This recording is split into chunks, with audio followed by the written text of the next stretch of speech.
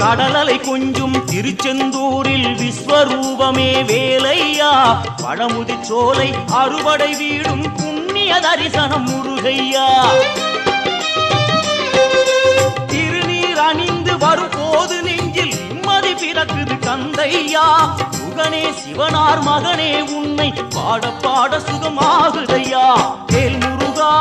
அரோகரா அரோகரா வேல் முருகா